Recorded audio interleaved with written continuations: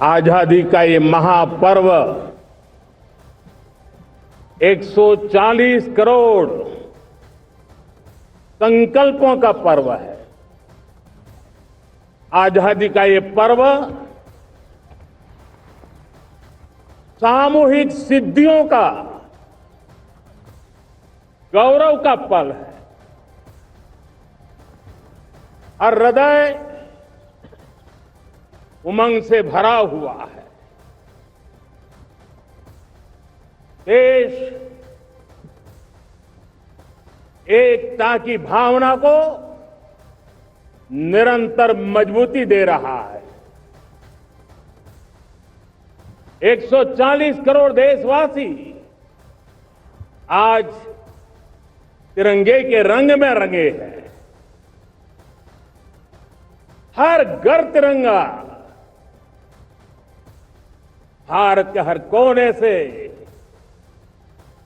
चाहे रेगिस्तान हो या हिमालय की चोटियां, समंदर के तट हो या घनी आबादी वाले क्षेत्र, हर तरफ से एक ही गुंज है, एक ही जयकारा है। हमारी प्राण से भी प्यारी मातृभूमि का जयगान है।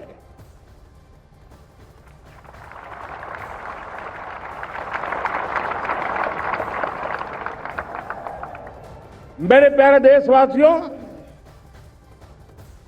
सन 47 में अनंत संभावनाओं के साथ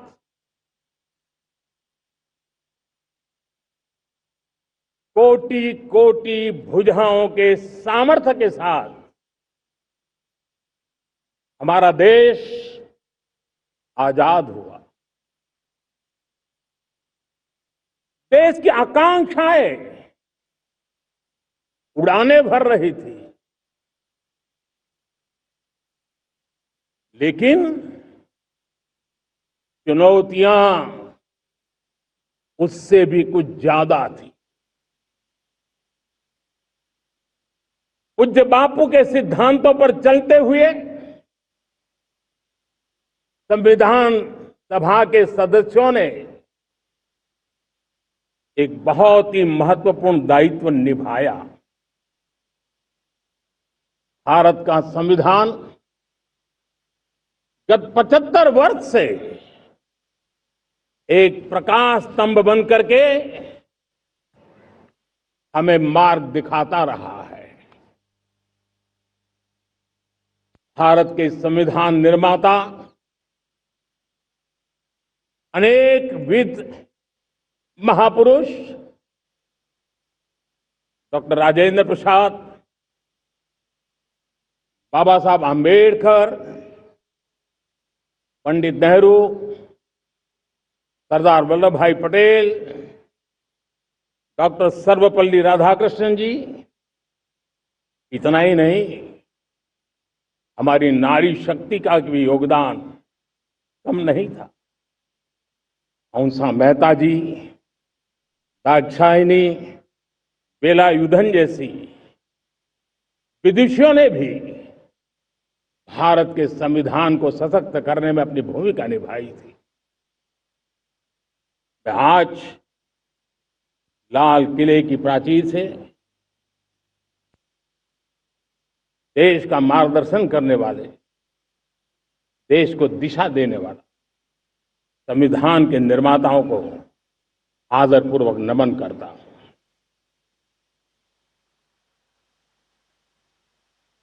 मेरे प्यारे देशवासियों, हम आज डॉक्टर श्यामा प्रसाद मुखर्जी की 125वीं जयंती भी मना रहे हैं। डॉक्टर श्यामा प्रसाद मुखर्जी भारत के संविधान के लिए बलिदान देने वाले देश के पहले महापुरुष थे। संविधान के लिए बलिदान, धारा 370 की दीवार गिराकर एक देश एक संविधान के मंत्र को जब हमने साकार किया तो हमने डॉक्टर श्यामा प्रसाद मुखर्जी को सच्ची श्रद्धांजलि दी। लाल किले पर आज कई विशेष महानुभाव उपस्थित हैं। दूर सुदूर गांव के पंचायतों के सदस्य हैं, ड्रोन दीदी के प्रतिनिधि हैं, लखपति दीदी की प्रतिनिधि हैं, खेल जगत से जुड़े लोग हैं, राष्ट्र जीवन में कुछ न कुछ देने वाले यहां महानुभाव उपस्थित हैं। एक प्रकार से यहां मेरी आंखों के सामने मैं लघु भारत के दर्शन कर रहा हूं और टेक्नोलॉजी के माध्यम से विशाल भारत के साथ भी आज लाल किला जुड़ा हुआ है। मैं आजादी के इस महापर्व पर देशवासियों का, विश्व भर में फैलाए हुए भारत प्रेमियों का, हमारे मित्रों का हृदय से बहुत बहुत अभिनंदन करता हूं। साथियों, प्रकृति हम सब की परीक्षा ले रही है। पिछले कुछ दिनों में प्राकृतिक आपदाएं, भूस्खलन, बादलों का फटना, न जाने कितनी कितनी आपदाएं हम झेल रहे हैं। पीड़ितों के साथ हमारी संवेदना है। राज्य सरकारें और केंद्र सरकार मिलकर के बचाव के काम, राहत के काम, पुनर्वसन के काम में पूरी शक्ति से जुटे हुए हैं। साथियों,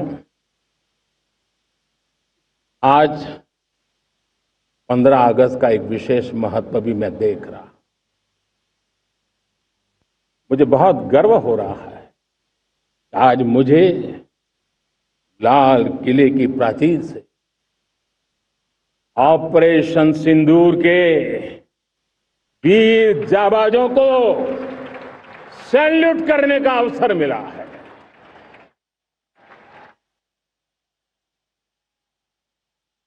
हमारे वीर जाबाज सैनिकों ने दुश्मनों को उनकी कल्पना से परे सजा दी है।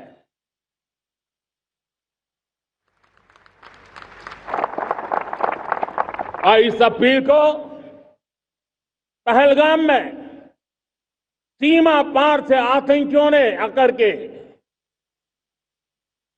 जिस प्रकार का कत्ले आम किया, धर्म पूछ करके लोगों को मारा गया।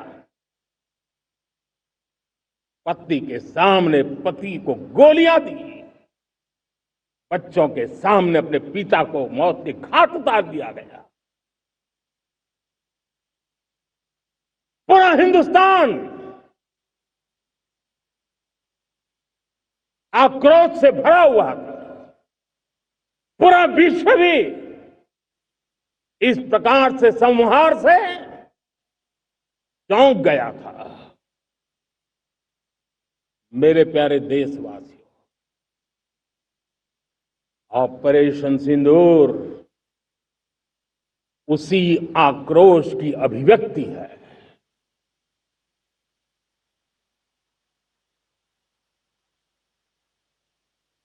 बाईस तारीख के बाद हमने हमारे सेना को खुली छूट दे दी। रणनीति वो तय करे, लक्ष्य वो तय करे, समय भी वो चुने। और हमारी सेना ने वो करके दिखाया जो कई दशकों तक कभी हुआ नहीं था। सैकड़ों किलोमीटर दुश्मन की धरती पर घुस करके आतंकी हेडक्वार्टर्स को मिट्टी में मिला दिया, आतंकी इमारतों को खंडहर बना दिया।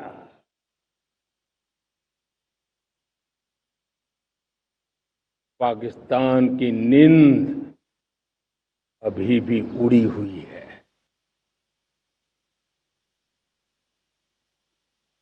पाकिस्तान में हुई तबाही इतनी बड़ी है कि रोज नए नए खुलासे हो रहे हैं, नई नई जानकारियां आ रही हैं। मेरे प्यारे देशवासियों, हमारा देश कई दशकों से आतंक को झेलता आया हुआ है। देश के सीने को छलनी कर दिया गया है। अब हमने एक न्यू नॉर्मल प्रस्थापित किया। आतंक को और आतंकी को पालने पोसने वालों को,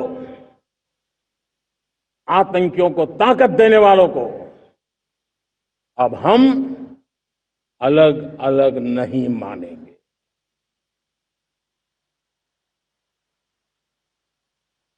वो मानवता के समान दुश्मन है, उनके बीच कोई फर्क नहीं है। अब भारत ने तय कर लिया है कि न्यूक्लियर की धमकियों को अब हम सहने वाले नहीं हैं। न्यूक्लियर ब्लैकमेल लंबे अरसे से चलाया, अब वो ब्लैकमेल नहीं सहा जाएगा।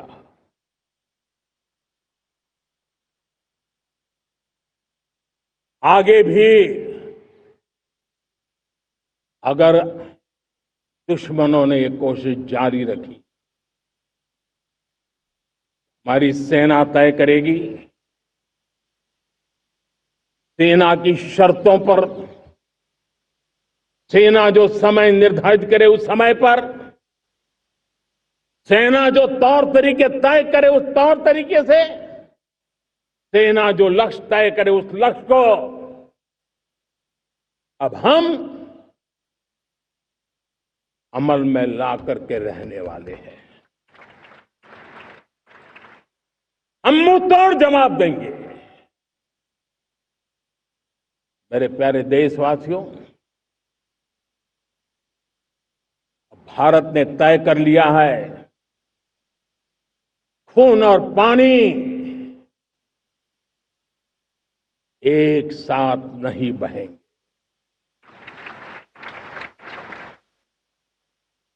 अब देशवासियों को भली भांति पता चला है कि सिंधु का समझौता कितना अन्यायपूर्ण है, कितना एक तरफा है। भारत से निकलती नदियों का पानी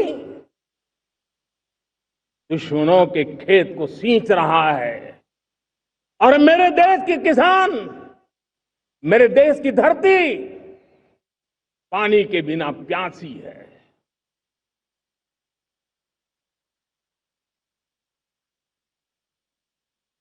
ये ऐसा समझौता था जिसने पिछले 7 दशक से मेरे देश के किसानों का अकल्पनीय नुकसान किया है।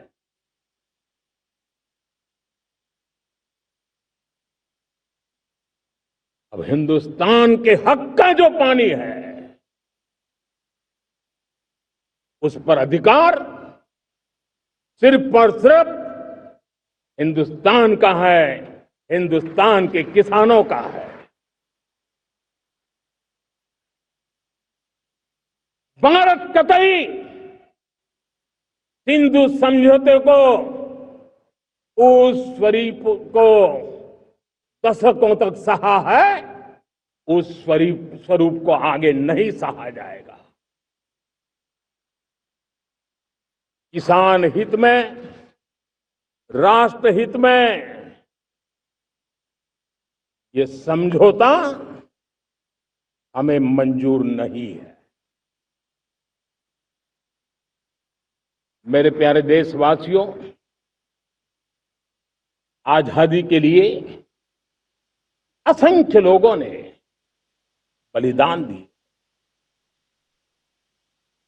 अपनी जवानी खपा दी, जेलों में जिंदगी गुजारी है, फांसी के तख्त पर लटके हैं, कुछ लेने पाने बनने के लिए नहीं, मां भारती के स्वाभिमान के लिए, कोटि कोटि जनों की आजादी के लिए, गुलामी की जंजीरों को तोड़ने के लिए।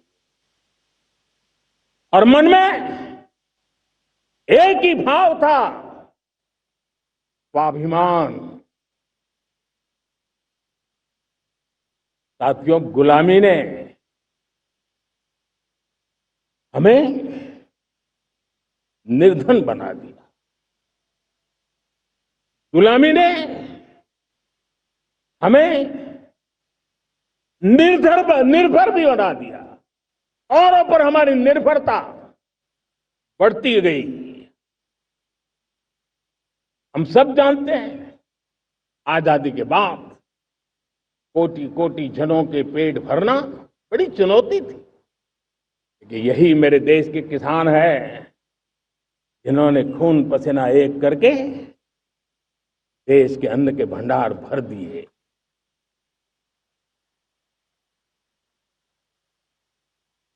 अनाज के संबंध में देश को आत्मनिर्भर बना दिया। एक राष्ट्र के लिए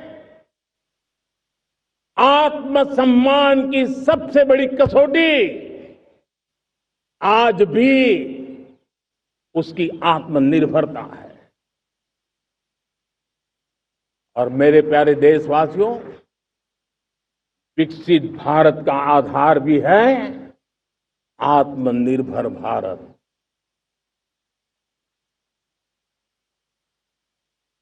जो दूसरों पर ज्यादा निर्भर रहता है, उसकी आजादी पर उतना ही बड़ा प्रश्न चिन्ह लग जाता है। और दुर्भाग्य तो तब बन जाता है जब निर्भरता की आदत लग जाए, पता ही ना चले हम कब आत्मनिर्भरता छोड़ रहे हैं और कब किसी के निर्भर हो जाते हैं। ये आदत खतरे से खाली नहीं है, और इसलिए प्रति पल जागरूक रहना पड़ता है आत्मनिर्भर होने के लिए। और मेरे प्यारे देशवासियों, आत्मनिर्भरता का नाता सिर्फ आयात और निर्यात, रुपये, पैसे, पाउंड, डॉलर यहां तक सीमित नहीं है। इतना सीमित अर्थ उसका नहीं है। आत्मनिर्भरता का नाता हमारे सामर्थ्य से जुड़ा हुआ। और जब आत्मनिर्भरता खत्म होने लगती है तो सामर्थ्य भी निरंतर क्षीण होता जाता है। और इसलिए हमारे सामर्थ्य को